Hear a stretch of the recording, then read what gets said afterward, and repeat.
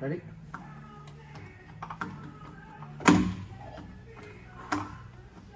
Oh, hey, how are you? Hey, I'm having a little bit of fun here. All right, here's what we're gonna do today, guys. We're gonna work on some retipping, and we're gonna show you how to solder a tiny loop against like one of these baskets. So usually when you make a pendant and you wanna attach the chain to it, and you end up with this minuscule 1/2 millimeter chain. And I've seen some horror chains being soldered to the edges.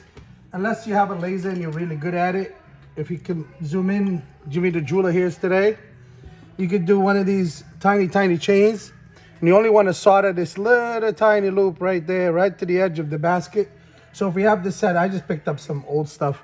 So if you're gonna solder this right to the edge of it, just like that, so that you can attach a chain, you know, so you can make a necklace. So you don't want it to go through it, so you want to attach it. And I've seen some of them, what they do, they put the solder on and they get so much solder on the loops, the whole thing gets so stiff and you have no flexibility. So I'm going to show you how to solder just that little tiny loop against one of these guys. It doesn't matter what it is. This little tiny thing right there, and put it right there. Okay? So now we have a customer. We have to take a little break. We'll be right back. Let's go. Don't zoom in too much on my face, man. You're making me look fat. Come on. You know, I have an image to protect. Only kidding. All right, come on in. All right, here's the key here. All right, so what we're gonna do, the major thing, I need glasses because I'm blind. I use number 7 visors. That's what happens when you hit over my age. I'm not gonna tell you my age. So number 7, and when I do it, I get a cheater. This is, I think, 2%. So when I do that is I do it under my goggles, so it's like I'm looking in the microscope. So I go inside here and I put my goggles. Guess what? That loop looks huge now, okay? But we don't need that yet. And I'm gonna show you how to retip, and don't blink because I'm gonna do it so fast, but I'm gonna go slow at the same time if you get what I mean. Now when I explain a few things. So when you have your solder pick and you have your tweezers and you got your heating tweezers. Now the key here is a lot of times I will pick up my solder with my tweezers, which is, I'm against it because what happens, you ruin your tweezers. But if you have to, you could do it. These are actually, you could buy 10 of them for like 10 bucks. So anyway, you could just swipe the solder. So we're gonna do it, or you could use your solder pick. And the number 1 key is to make sure it's very clean. Okay, we're gonna grind the edge of it.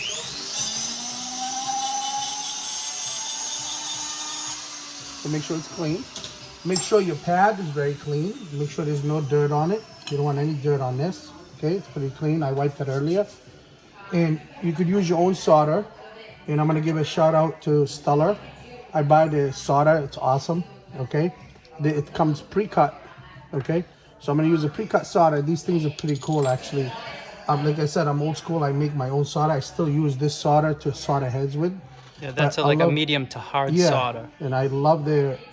So we don't have easy, we don't make easy solder here, but we get the flakes from Stella. Yeah, you see the flakes here? These are awesome. Okay, so I'm gonna pick out some of the flakes here. Can you zoom in? You can see them? They're about 1 millimeter square. Yeah, they're beautiful. Okay, highly recommend. All right, now we're gonna use flux. It's very important. You don't have to put it directly on the piece. You can put it directly on the solder just to get that flow. And it's important you always clean your surface.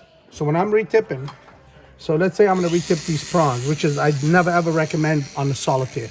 You could do it, but I don't recommend it. You always offer the customer a brand new head. You'll be much safer, and believe me, later on it pays off. Okay, so anyway, but let's say we're gonna retip these prawns, or you could use retip a basket, or you know, any type of prawn. So I always, you know, clean them up, just give them a little scuff, not too much. You want to get rid of the oil or anything that's attached to the prawns, okay? And make sure you, let's say you dip it in alcohol and boric acid. That's a key element, which is very, very important, okay? You don't need handy flux with gold. Yeah, so the type of flux I get, I mix this stuff here. I think I got this from Rio Grande. This is awesome stuff. You do like a ratio of water, half 50-50. It's awesome stuff. I don't like the green stuff. This stuff is awesome. It doesn't bubble up on you and it blinds you. You can't see anything. You can't see what you're working on. This stuff is really nice. It melts the item. You know, it gives you a good melting point, but it does not cover the piece that you can't see it. So I'm going to give you an example. So here's if you were using green, it would turn the green. Yeah, the white. green flux was really bad. And you wouldn't even be able to see those. They'd get lost. Can you zoom in on here, Jimmy? Yeah. You see how these turn white, but you can still see it to work on them. You know, they're not. You can see them here. Again, that's 50% water added. Yeah. All right. So you can see them. Okay. Now, here's what you do. You could weigh it down if you don't have to. I'm going to show you two ways of doing it. I'm going to do it with the tweezers and I'm going to do it with the pick. Okay. Now, the number one key here, when you're doing, you could weigh that down. That's fine.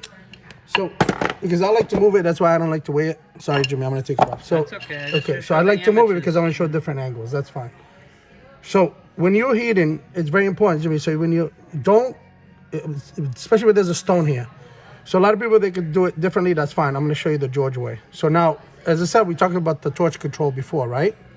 So, watch. If I go like this to heat this, there goes your diamond right here. Guess what? If you overheat it, it's going to turn milky on it, and it's big trouble. If you're working on the gemstone, you're going to crack it. It's big trouble. So what you're going to do, you're going to eliminate as much heat as possible, but yet still melt it really, really fast. So if you notice, I use the belly of the heat right here. Over do you see the flame here? And you can see this part right here. When I pull it back, that means it's getting hotter. So as I control it, you can see this gets pulled back. I pay attention to this, okay? So the belly of the heat here, okay? So I work underneath here, okay? I work here. So bring this back. So don't go work when you're working here. Don't go directly. You can see how hot versus here. It doesn't get hot because it gets hot, but not like you won't have that. You see that orange look? You can see that heated so fast. That's no good because I don't want to do that to the prawn because the stone is attached to the prawn or vice versa, or whatever, and it's gonna burn the stone, especially the edge of the stone, especially if you're working on a gemstone. So I use the belly of the flame. The flame is there. It's pretty hot, believe it or not. But it's not turning the item red. It takes a while for it to turn red. You can see it. So, but if I do it like this, that's no good. Okay? So that's way too much heat. So I'm right. So I'm gonna apply the same exact technique to the actual prawn. So the prawn is right here. Okay? So I'm not gonna go directly heat. Some people say, "Oh, I do it that way." That's fine. You can do it any way you wish. But I'm gonna show you. So here, like this. You see? That's too hot. So now watch the way I pick up the actual solder. I heat the solder and I pick it up. You can see the solder right there. So I picked it up very fast. So now when I go to heat it, now I increase my torch. You can see again, I use the belly, okay? And I drop it. That's done actually. Zoom in, Jimmy.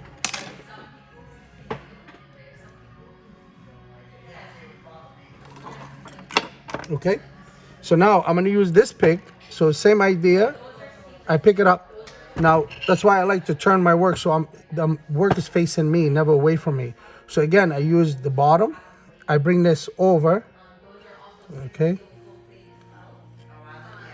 And I drop it just where I need it and let it flow. So what happened is if you're working on a gemstone or colored stone, it's gonna drop it right in place. You're not putting any heat on the actual stone, okay? So I could retip this super fast. I know if you have a laser, you could do it, but honestly, I do this 10 times faster. We could argue, but I could do it super fast. I could retip these really, really fast, as you noticed. Okay, so this is for the retipping. Okay, I hope this helps you. We're not against lasers, guys. Okay, we have the laser. Yeah, we're not against lasers. And I'm not against not dressing up too, but I have to dress up and look pretty, you know what I'm saying? Because I'm in the front of the store, you can see I'm not working in the back. And you can see. Okay, that's why I have to dress up. Because when people come in, they see me. Okay, I don't want to look, you know. That's the first person they see and they want to talk to. Guess what? They come right to me because they think I'm the boss. I'm not the boss. Okay, so anyway, now we're going to work on the actual head. Okay, so we take this here. Let's say I want to solder the actual chain. So I'm going to take this little tiny chain. This is where the trick here. Okay, so hold this down. Okay, now you could weigh this. Let's say I hold it down this way. Okay, you could weigh it down if you like. That's fine. I weigh it down here. All right. So I want to put my chain right on the edge here. If you're new to this stuff, weigh it down. Yeah. So let's say a lot of control. You don't have to. I'm gonna take this little tiny loop and I'm gonna stick it right there. Okay. But here's the key. But if you put a lot of solder here, it's gonna spread to the chain. But it depends where to distribute your heat. So the heat has to be mostly to the thickest part where you're working. So you barely apply the heat to this part here. And that's why I was showing you that technique. You only use the belly of the heat or the belly of the flame. So that's why this one is barely gonna get any heat. like maybe we'll get about 10%, and this is gonna get 90% of the heat. And I'm gonna show you why, because I want the solder to go into the thickest part of the pendant. And I want just a little bit on this one, and guess what? It will stick really well. So I'm gonna show you right now. So now I'm gonna put on my glasses. Also, if you do have a laser, you know how hard it is to hold something that tiny with tweezers and laser it to something that big. It's almost like you have to have a few hands. And... Okay, you ready for me? So I'm gonna pick this up. I'm gonna take a tiny piece of solder, and you could heat directly on this one because I'm only gonna stick the solder to this, right? Can you see it, Jimmy? Okay, so the solder stuck there. So the way it melted, I know it needed a little bit of flux. Okay, and as I said, this flux is awesome. You can see it still allows me to see where the solder is. Okay, so now what I'm gonna do is I'm gonna pick up that piece and I'm gonna hold it back. As I said, I'm gonna use the belly of the flame. Okay, and I'm gonna bring this, and all my heat is gonna be applied to that solder right there, and only 10% of that loop is gonna be attached to it. And you can see 1, 2, 3, it's done. And you can see it's only attached to that loop. Jimmy, can you zoom in? Can you see it? Yeah. Right. So you can see only that loop got attached. Okay? So and because the next loop up still functions. That's right. So that's what you want, because nobody wants to see two pieces stuck together, or you end up with the ball at the end. But that's the key. 90% on heat against the thicker piece, 10% on that little loop, and you just stick it to it. So now I'm going to remove that, okay? And then I'm going to stick even a finer piece just to show you how it works as well. I mean, if you're getting really picky, you could even cut so that loop in half. All right, so I'm going to take this off. All right, so now we're going to take even a finer chain. Okay, look at these guys here, how fine.